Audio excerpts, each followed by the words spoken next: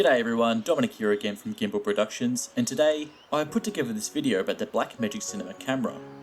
Now a few years back I had already made a video about the Micro Four Thirds version of this camera, which is the one I've owned for many years, but only recently have I picked up the EF mount version of this camera.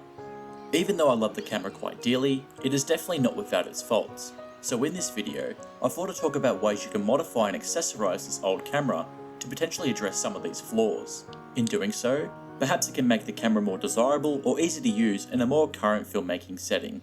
So let's get started. For my first modification, I'm going to be installing a focal reducer into the camera body. This is by the brand Look Adapter, and it's titled the Magicbooster C 2.5K. On a scale of low to high, I would rate this as a medium in terms of installation difficulty. The Magicbooster comes inside this very fancy case, and on the inside, you'll find an owner's manual, which will guide you through all the installation steps to put the focal reducer into the camera body. Inside the gold packaging, this is where the Magicbooster is kept. Now I won't need it just yet, so I'll just put it aside for now. To begin the installation, lay your camera with the lens turret facing upwards. Then, with 2 fingers, you can actually rotate this little metal ring inside the camera body. Basically what we'll be doing is removing this metal ring and then putting the Magicbooster in its place.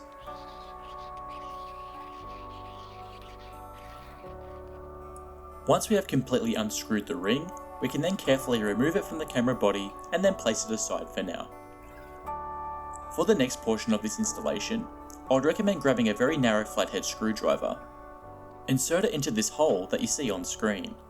Basically what we'll be doing is prying away this little rubber seal that's holding the IR cut filter in place. We'll need to remove this before we can put the Magicbooster in.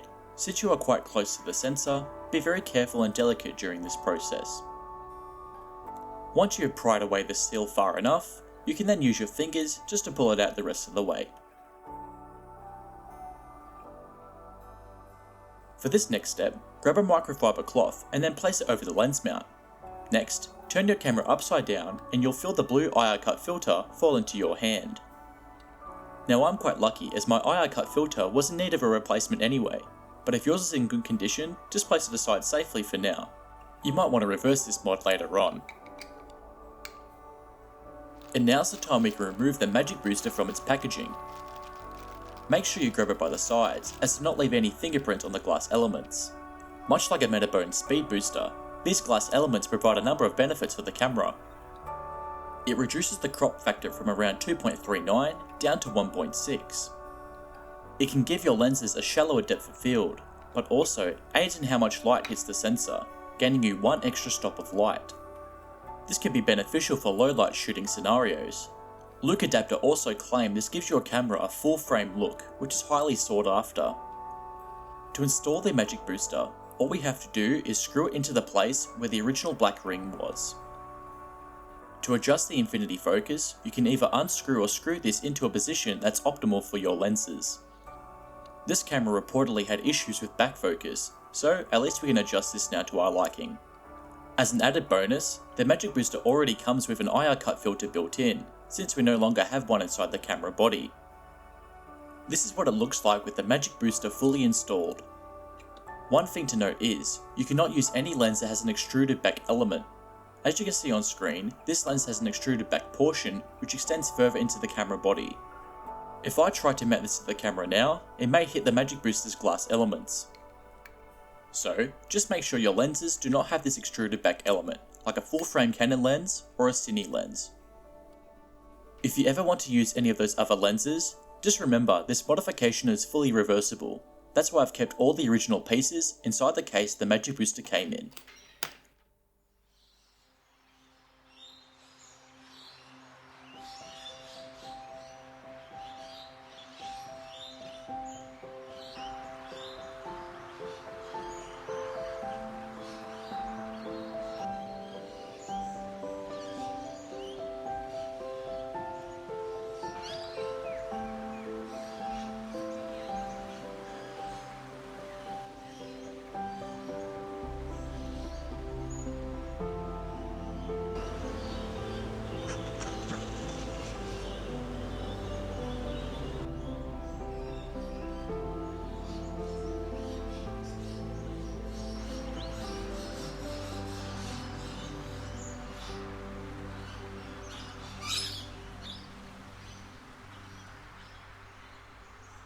A few months ago, Blackmagic released an OLPF version of the 12K Ursa Mini Pro.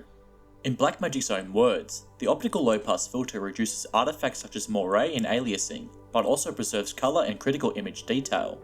Unfortunately, the original Blackmagic Cinema Camera's IR cut filter does not carry the same benefits, so if we want to add an optical low-pass filter, we'll need to modify the camera. Rawlite is an optical low-pass filter manufacturer that specialises in Blackmagic cameras, and thankfully, they still produce them for the 2.5K cinema cameras. On their website, you may only find the Micro Four Thirds version of this filter. However, if you leave an order note when you place an order on their website, you can choose to have the EF version shipped to you. Hopefully they'll fix this on their website soon enough.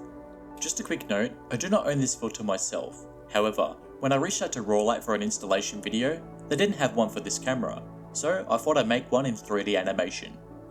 The installation process of the Rawlite optical low pass filter is quite similar to that of the Magicbooster.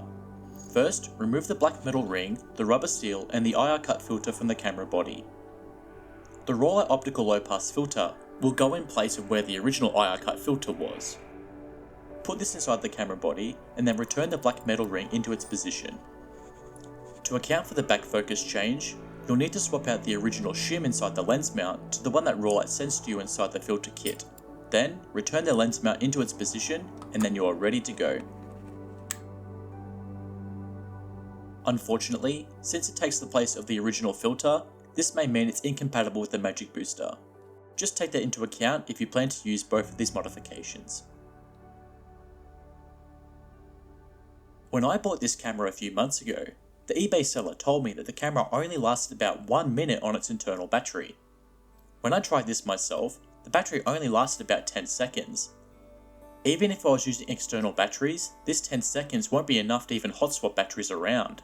To counteract this, I'm going to install a third-party battery by first disassembling and removing the original battery from its place. However, you'll see that this is the most difficult process of this video so far. If you've owned this camera for many years and noticed some battery issues, it might be worthwhile opening it up just to see how that battery is doing, even if you don't want to swap out the battery. To begin the disassembly process, use a small Phillips head screwdriver to remove the fan and unplug it from the camera body. Next, with the camera facing upwards, use your fingertips to pry away the rubber faceplate that covers the camera body. For this next step, you'll need to use a long T10 screwdriver bit and remove 4 screws from the front of the camera. These 4 screws are what's holding the front of the camera and the back of the camera together, so be very careful during this process. Once you have removed all 4 screws, carefully place the camera back onto its feet while holding the camera together. If you let go, the backplate may fall down and snap the ribbon cables inside. To make this process as safe and simple as possible, we will first disconnect the battery from the motherboard and then unclip all the ribbon cables. There are only 3 ribbon cables we'll have to disconnect. First, with the lens turret facing downwards, we can remove the back screen. Using our fingertips, we can unplug the battery cable that goes inside the motherboard. You can find this cable positioned underneath the recording button on the back of the camera. Using a pair of long, non-conductive tweezers, I'm going to reach inside the camera body and disconnect them from the motherboard. For the largest ribbon, flip open the door using the tweezers and then remove it from its position. For the slim cable that's across from it, use the tweezers to pull up both sides of this clamp before beginning to remove the cable. If the ribbon cable does not move, you have not unrestrained it enough. The last ribbon cable found at the bottom of the camera has a very similar connector, so release it and then thread it through these other cables that you see on screen. With all of those cables removed, we can now safely remove the backplate of the camera. As you can see, we now have unrestricted access to the battery portion of the camera. To access the battery, you'll need to remove 2 T10 screws from the small cage that holds the battery in place. I'll just place this cage aside for now. As you can see, this is what the original camera battery looked like. To me, it looked a bit swollen, so it might have been unsafe to have left it in the camera. All I had to do was remove the original battery from its position and then swap it out with the new one. There should still be enough adhesive left from the last battery to keep this new battery in place. To begin reassembly, hold the back plate over the camera and then thread through the small ribbon cable at the bottom.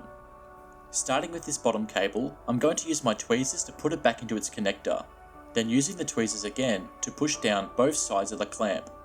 I will then repeat the same process for the other slim cable at the top of the camera. Make sure the clamp is pressed down evenly on both sides to prevent the cable from falling out.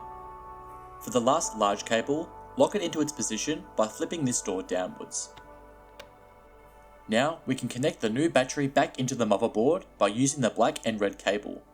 The cable can only be plugged in one way, so don't be afraid of plugging it in wrong. Now all the internal elements are done, I'm going to reattach the fan and place it back into its position at the bottom of the camera. Reattach all 4 screws, locking it back into its position. Next, on the front side of the camera, I'm going to reattach all 4 of the T10 screws, locking the front plate and the back plate of the camera together. I will then reattach the rubber faceplate and you are ready to go. I had placed the camera on its feet so I can access the power button. And there we go, we have now replaced an old faulty battery with a brand new one. I feel that this new battery is going to be much more safer in the long run, but also aid me in the field if I ever need to hot swap batteries on the fly, thanks to the increased battery runtime. If you're not wanting to take apart your camera, maybe the LCDVF BM5 Viewfinder by Kinotehnik might just scratch the modification itch. For the installation process, all you have to do is attach a magnetic frame to the camera body, which is quite simple. Even though that this is made for more recent Blackmagic releases, it still works quite great on this old camera due to the screen sizes being quite similar, and can solve a number of issues that come from the highly reflective screen on the back of it, which is quite troublesome in bright shooting scenarios. Inside the box, you'll receive 2 magnetic frames, an eye cushion, as well as the viewfinder itself. As I mentioned before, the installation process is quite simple. All you have to do is grab one of the magnetic frames inside the package, then turn it over and remove the sticker to reveal the adhesive. This adhesive should not leave any residue if you choose to remove it later on, so don't be alarmed. Next, align it to your camera screen, then using your fingers, press it down firmly across all sides of the frame. Once you are happy with its position, you can then lay the camera with the screen side facing down. The weight of the camera over the top of the frame itself will help it bond together. It is suggested that you leave it like this for about 15 minutes, then you can try and attach the viewfinder to the camera. If the frame comes off, just try it one more time. The BM5 viewfinder does not require any electronics to work. Instead, it makes use of a magnifying glass element that makes the screen look twice as large. It is quite difficult to show you what this looks like through another camera. It's kind of like you're sitting in a dark room with a large TV screen a few meters away, since it's so close to your eyes. You could use a more expensive electronic EVF, however, I can almost guarantee the screen size wouldn't look as large as this. To surmise the key benefits, it magnifies the screen to make it look 2 times as large. It can help you stabilize your handheld shots, as you use your eye as a third point of contact. It can aid with focus pulling and camera use in bright environments. And since there's no electronics, it keeps your SDI port free for external monitoring. And lastly, it may be less expensive than electronic EVF, though you could use those across multiple cameras. I'm aware this is not a modification by true definition. However, by simply adding a magnetic frame to the camera body, as well as attaching a viewfinder, fundamentally changes the way you can actually use the camera and adds a whole number of benefits. In a way, you're not actually modifying the camera, you're modifying the way you can use the camera.